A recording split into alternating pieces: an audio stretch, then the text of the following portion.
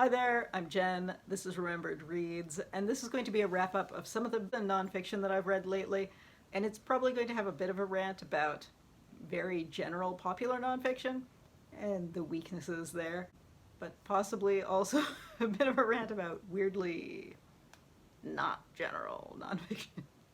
So here we go. Alright, so first up I have Christina Lamb's Our Bodies, Their Battlefields, War Through the Eyes of Women. A number of people have talked about this in the context of judging for the BookTube Prize. This is a very broad overview of rape used as a war crime or a psychological warfare in a number of countries. Because it covers so many countries, it is very general, and so a lot of the frustrations that I had with this book were specifically because it is so broad and so general. But I think if I'm being fair about it, if you go into this not actually knowing very much about many or even any of the situations, I think it is still a valuable resource on that basis. So for example, a number of the situations she goes through are some are current in northern Burma or Myanmar, in Syria, in Congo. She talks about some situations from the 1990s in Rwanda and Bosnia. She talks about the Bangladeshi Independence War in the 1970s, Franco's Spain, the Mothers of the Disappeared situation in Argentina, which is slightly different from most of what this book talks about, so I thought that was a bit odd. And then going back to the Soviet occupation of Germany at the end of the Second World War. Of the situations that are described in here, the only one that where I had never either read anything about it or known anyone who talked about having had experiences of that was the Bangladeshi situation.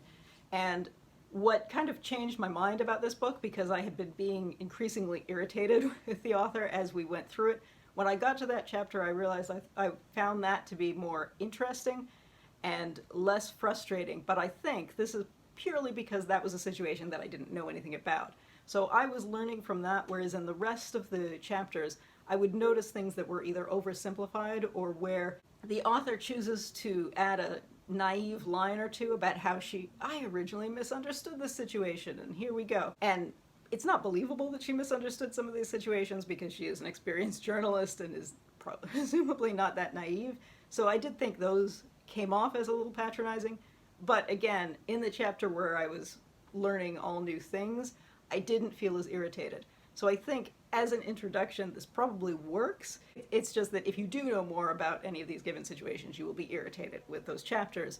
And the more you know about, the more irritated you will be, I think. And the reason the little naive asides irritated me is because this is dealing with such graphic rape and war crime situations. A lot of people who read this are not going to read carefully, and my concern would be that people are going to take some of those lines at the beginning of chapters at face value and then not realize when she corrects herself later on. So I don't know, I was conflicted about this, but I do feel like it has value if most of these bits and pieces of history are new to you. I think if they're not, they will irritate you. There are points, for example, in the one where she's in Bosnia, she comments about a person at one point, like that she later realized that this person was a Serb. And the thing is, especially with some of the older generations, people were from mixed marriages and you can't always tell from people's names. But you can often tell from people's names if they were a Bosniak or a Serb or a Croat, right?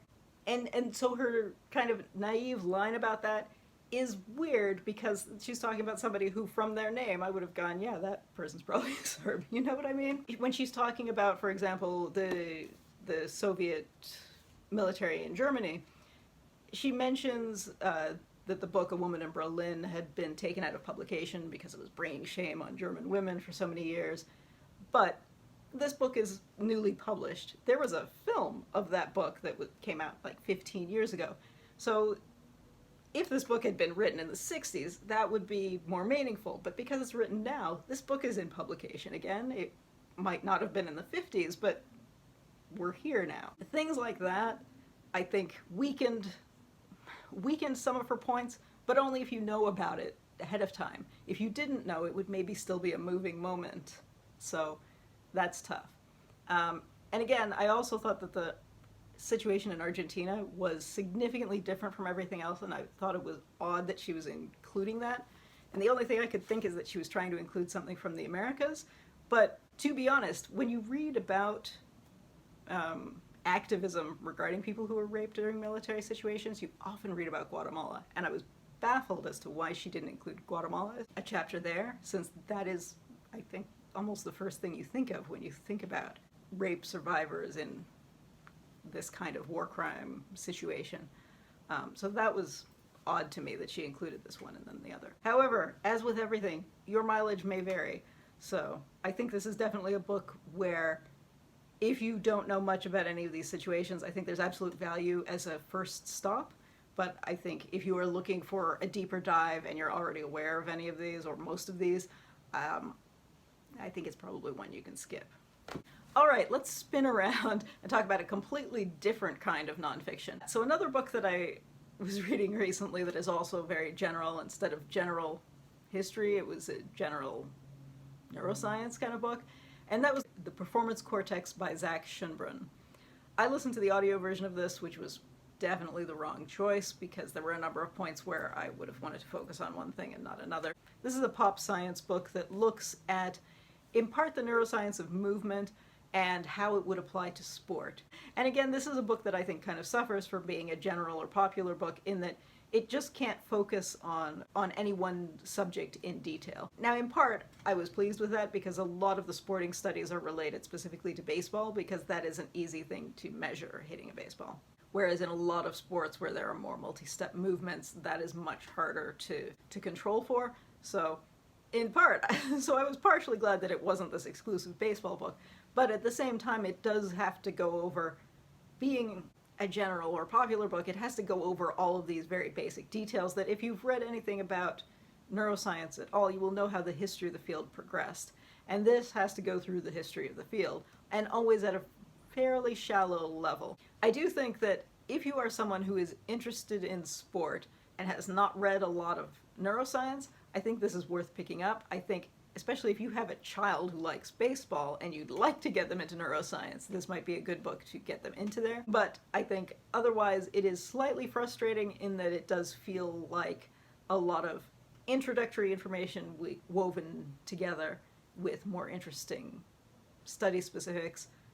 Often, though, because of the style that the author uses of kind of personality-driven portraits of the researchers, I frequently felt like I wasn't getting enough of the studies and I was just getting these personality portraits.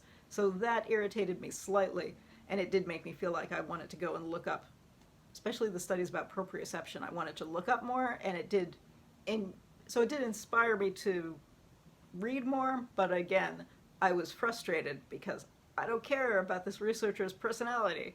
You know, I'm not interested in whether his mother raised him listening to baseball games. I want to hear about the study. So I was irritated by some of that, but I am probably not the right audience for this because while I love sport, I do not like baseball in the slightest. So, and I've read a lot of other things about neuroscience, so a lot of the really repetitive introductory stuff just annoyed me.